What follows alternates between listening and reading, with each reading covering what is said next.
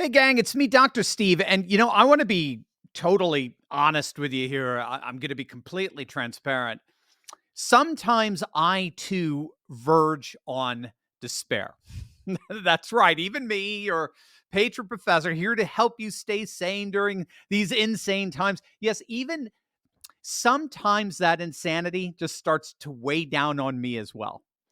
And if that's you, you should know you're not alone. A recent Pew Research study actually found that 6 in 10 adults today are feeling very much the same way right now. They're feeling very pessimistic, very despairing about the current state of the country, about our future. And then I meet someone like my guest today, and all that despair fades away because he reminds me of the fact that we have patriots by the literal tens of thousands who are rising up every day to take our nation back, to return our nation to its godly foundations, and who are rising up and fighting for the core beliefs that have held us up for generations. In short, they're transforming their anxiety into action.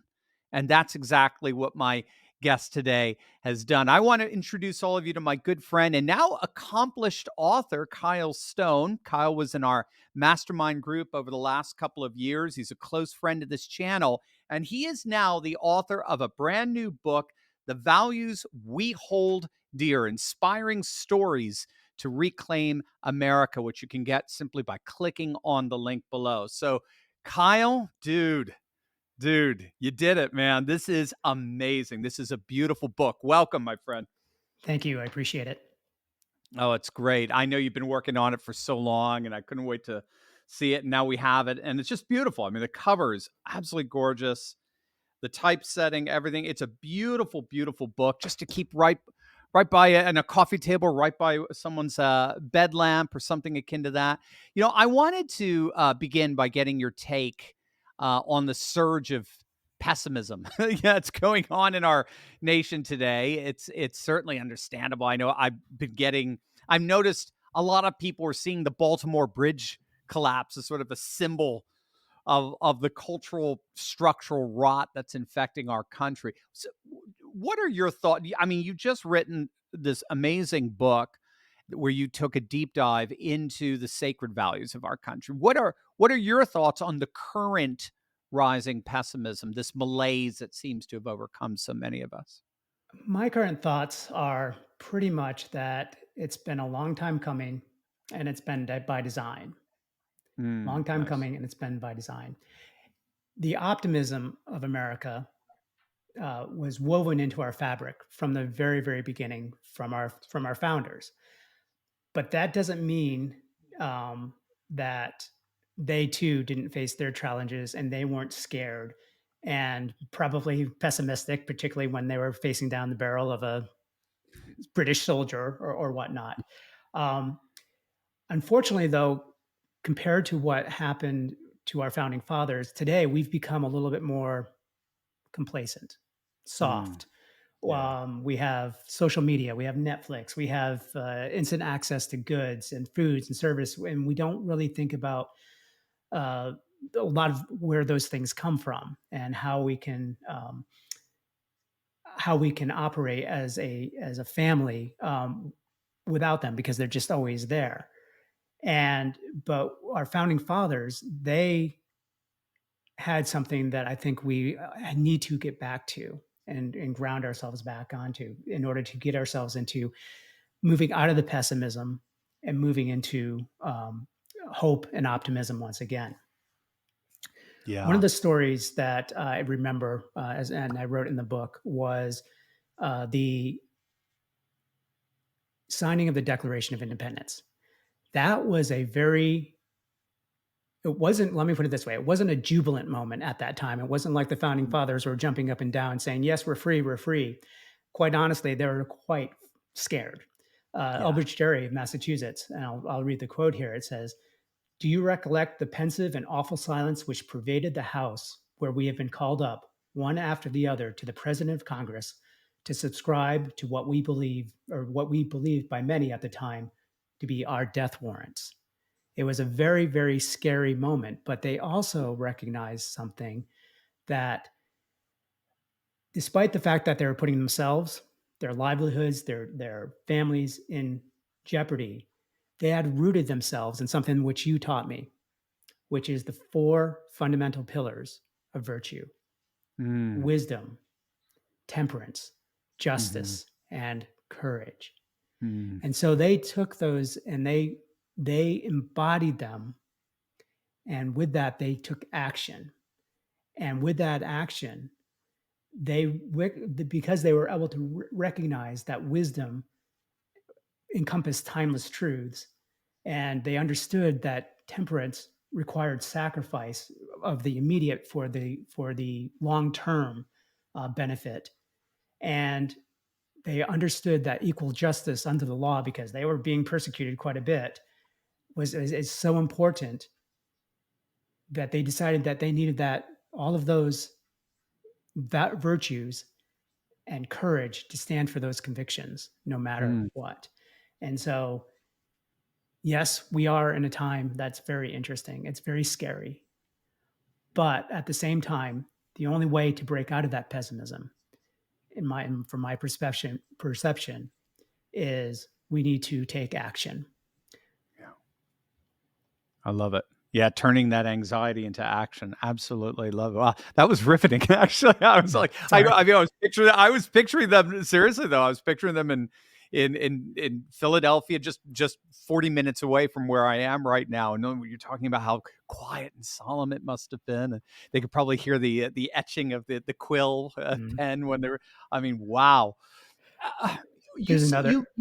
yeah, please. No, no, no. There's another part to it, which was a little bit funny. I don't have the quote in front of me, so I'll have to paraphrase it. But they only laughter that they had was joking when one of the members of Congress and said something to the effect of, "Mr. Jerry, you'll have an advantage over us, because you will basically hang faster, because he was heavier set than I will, because I'll be dangling from a string," or something like that. So they were pretty they were They like, were mocking each other's weight. yes, exactly, as they That's were great. doing it. You're gonna Yes. go quick. I'm gonna be dangling there because 'cause I'm so scrawny.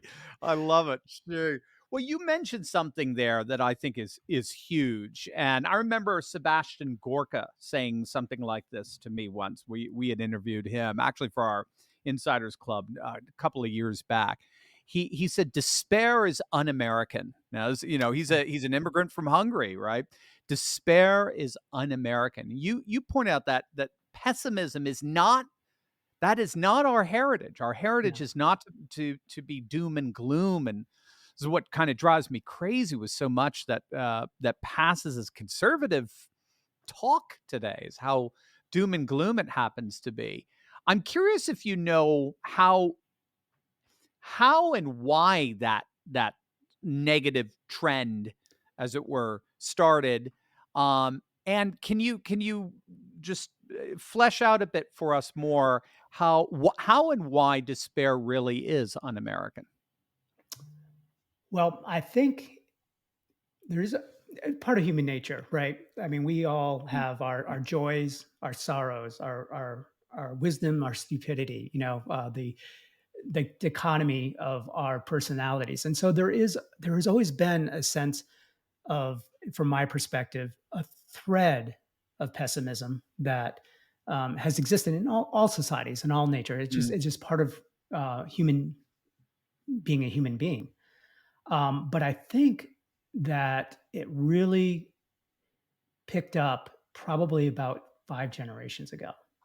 mm, And that's where things started to become, we started to move away from our foundational, like our religious foundations, our foundations that promoted pietas, love of God, family, mhm, and mhm, mhm, country as well, right? So that's a Greek word, if I remember correctly. And yes, the issue has been that as our education system, as our corporate systems, as our um, even I would even say government systems, as they've grown and evolved, um, these this pessimistic seed, if you will, kind of grew, and it grew weeds in our garden, and we have failed to weed our garden over time, and we've let it kind of grow and grow and grow, and that pessimism is now we look out and we're like, oh my goodness, our garden here, it has, weeds in it. Now we've got to actually do something about this. And we were asleep at the wheel, if you will, or we were asleep at the hoe, I should say. With the hoe, we just didn't get a chance to really reflect upon who we are because we weren't taught it. I think one of the conversations I remember having with you, we're both New Englanders, both from Connecticut, and we were both approximately the same age. And you said something once that struck me, which was our generation, particularly in grammar school, was the last generation that had any semblance of some sort of patriotic education. Our generation was the last one. And I think when that got routed out, it still existed in different areas, like perhaps the military, but pretty much when it got routed out, that kind of really impacted our society, and it has impacted our society in the last 50 years. And unfortunately, we are now seeing those weeds in our garden. Yeah. Yeah, wow, yeah, you're so right. Yeah, guys, if you don't know, Kyle and I are both Connecticuters, at our background, and, so, yeah, we had similar state education as it were, and it was actually a very good nationalist, education. It was excellent. I still remember reading about all the founding fathers. Nathan Hale, I remember Yeah. was, I only regret that I have but one life to give our country. If you talk to young people today, they have no idea who Nathan Hale is. No idea. It's Yep. insane what's happened. Gang, if you're just joining us, Kyle Stone, I'm interviewing Kyle Stone. He wrote this wonderful book, Values We Hold Dear, inspiring stories to reconnect America. I'm curious if you think, I mean, this is really a call to return. Mhm. It's what I love about it. It's part of this whole massive retraditionalization we're talking about so often on this channel. Do you think? I mean, are you optimistic? Do you think America can return to these foundational principles? And how will that happen? Do you think? I am. I have to have hope. I'm like you. I have to have hope. If we don't have hope, then what's the purpose of living? Right. Right? Right. We weren't put out here on this earth to just go along to necessarily get along, or to just scrape by. That is fundamentally what the American experience has taught us. What it does require, though, is it requires effort. It Mm, requires effort on our part, all of our parts. I think you hit on something you said just a little bit earlier, that even in the conservative circles, there's gloom and doom. yeah. And I think that's a shame, because that you're right. We were not built on gloom and doom. We were built on a can-do attitude. I'll give you an Right. example. Um, One of my favorite stories in the book is a by written about is from a gentleman called Haim Solomon. Haim Solomon was a Polish immigrant, a Jewish Polish immigrant that immigrated to America in 1775 after he was forced out of his homeland. He was very accomplished. He was a broker. He was wealthy, and he came to America. And what inspired him, because he came right about the time the Revolutionary War started, and he joined the Sons of Liberty almost immediately. And he saw that America was a land of hope, and it was a land of opportunity for everybody. Right. Now, I'm not saying that we haven't had our problems. We have certainly had our problems. I get that, Yes. with slavery and civil rights and everything. That's not and Indian rights and mistreatment of Hawaiians and everything. I get that. But fundamentally, we were built as a people that were good people, that wanted to do the right thing, that wanted to be free to be able to do the right thing. But that takes effort. That takes us to a place where we have to go beyond just voting. I think in years past, we used to be able to get away with just going to the ballot box once every 2 years, 4 years, or whatever it is. Not anymore. It is Right. incumbent on, and that's why you do what you do. And this is part of the reason why I've written this book is to say, hey, look, we understand that it's not easy to break out of your shell, particularly when you've got such busy lives. But if we return to some of the foundational things that made our country great, and that's part of what the one of the things that I have, or how this book started, was actually a yard sign. And when I was yard sign, I Oh, had a yeah. bunch of Yes, I values, remember that. right? Yes, yes, yes. Yeah, And I'll read some of those values, but they start with things like, we believe in God, faith, miracles, and objective science. We support the US Constitution and learn accurate US history. We honor the US Declaration of Independence and founding fathers. We stand for old glory. We believe in education and critical thinking, not indoctrination. Those are just a handful of them. yeah, I love it. But you take those foundational values and you couple them with the virtues that the founding fathers learned from Plato, from Aristotle, and even I would even say from the divine, and practiced and internalized their lives, which means it's incumbent upon all of us to do things to make our communities better, serve others, serve our nation in the military or as a first responder, for instance, educate our children, the rearing of the children in such a way that they understand why the American flag is important, why our history is important, why it's important to continue to stand up and have certain rights like freedom of speech, freedom of assembly, et cetera, et cetera. Yeah, Those things are fundamental. Those concepts and those values are fundamental for us to be able to continue to exist as a country. It was done once before. It was done. That's the introductory chapter is we've been here before, right? we have been here We before. I was have just been gonna here read some of before. the titles of these. Yeah, yep. And now we're here again. Can it happen again? Yes. But it's up to each and every one of us. And so I'm asking and pleading with everybody in the audience, what is it that you can bring to the table to restore liberty and to free yourself from bondage? That is fundamentally the question that you need to ask yourself. And this book does have a number of ideas, and some of them are very simple. Yeah, This first one is really simple: gratitude. gratitude. Gratitude Yeah, is great. super important. Why is it Yeah, important? It is important because gratitude heals the soul. That's one reason. That's a big reason. it's true. It's But huge. also, it's also something that you can use to inspire and to motivate you. Yeah, And in some yeah, ways, I don't want to say it can be a weapon, but it can build that fire in you to like, yeah, what's important to me? What am I grateful for? I'm grateful for my family. I'm grateful for my yeah, kids. I'm grateful for my home. I'm grateful for the freedom to be able to travel. I'm grateful for the freedoms to be able to have freedom of speech. I'm grateful for these things. Okay. Do you want to lose them? No, I don't want to lose them. Then what are you going to do about it? right, right. I love it. Right on the beginning pages, you have the Samuel Adams quote.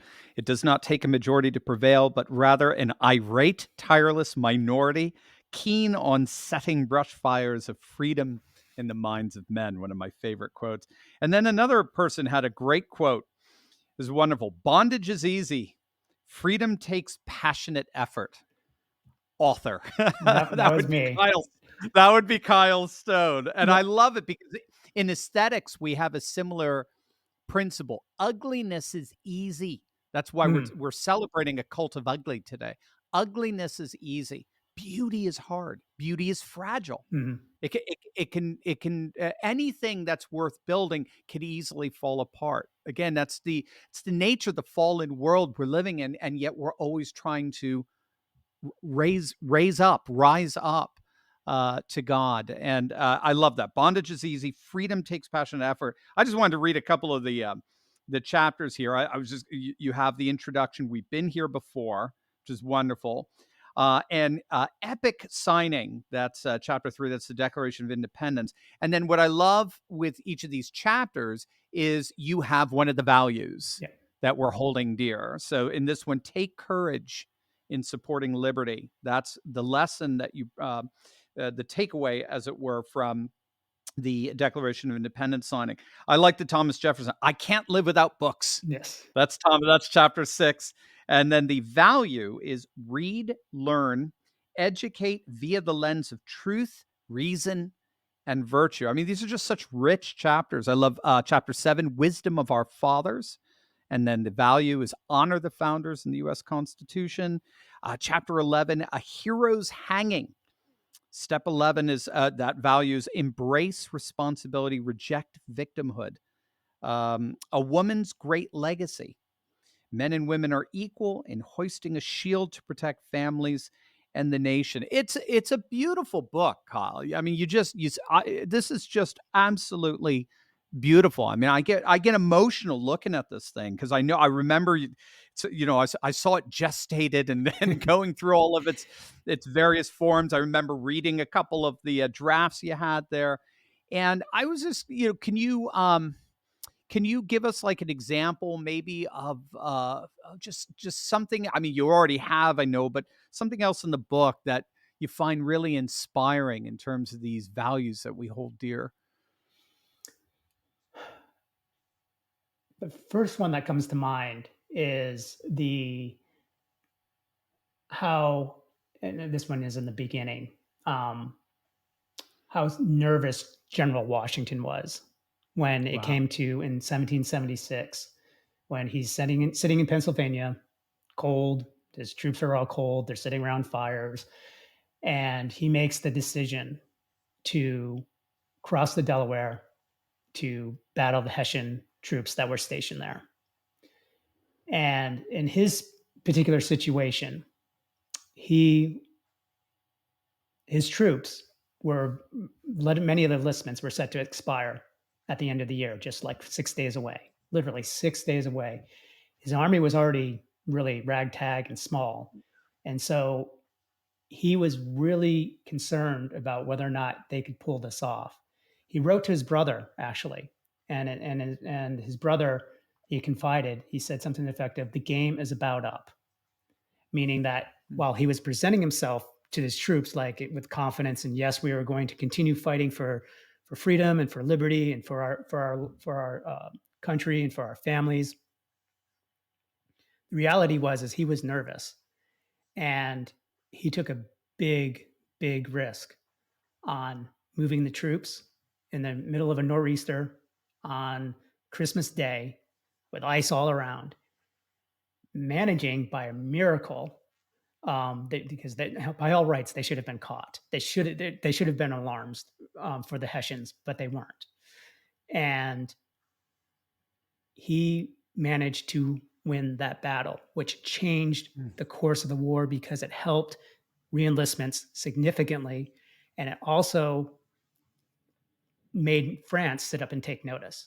At the time, France was bruising. They weren't too pleased with the colonists nor the British because they had just 10 years earlier lost the French and Indian Wars, so they weren't too pleased. But all of a sudden, between the diplomatic actions that were happening in France, as well as noticing, oh, okay, well, these guys have some gumption. Maybe we can stick it to the British one more time through the Right. colonists. Maybe we can get them on our side.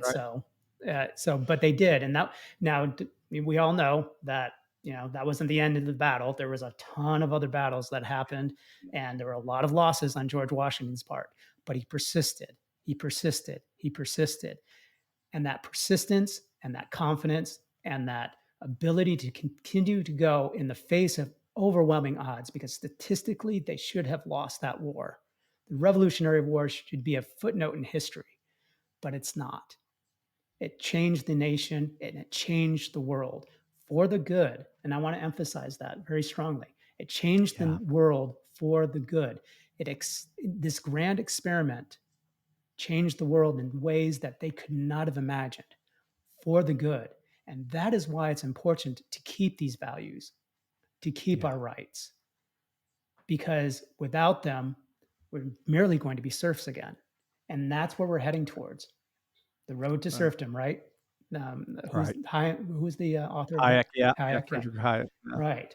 Road to serfdom. That's what we're on. We can't afford to be on that. If you Right. want your children to grow up in a freedom and a prosperous society where they are able to succeed, it is important that we continue on that legacy of Washington.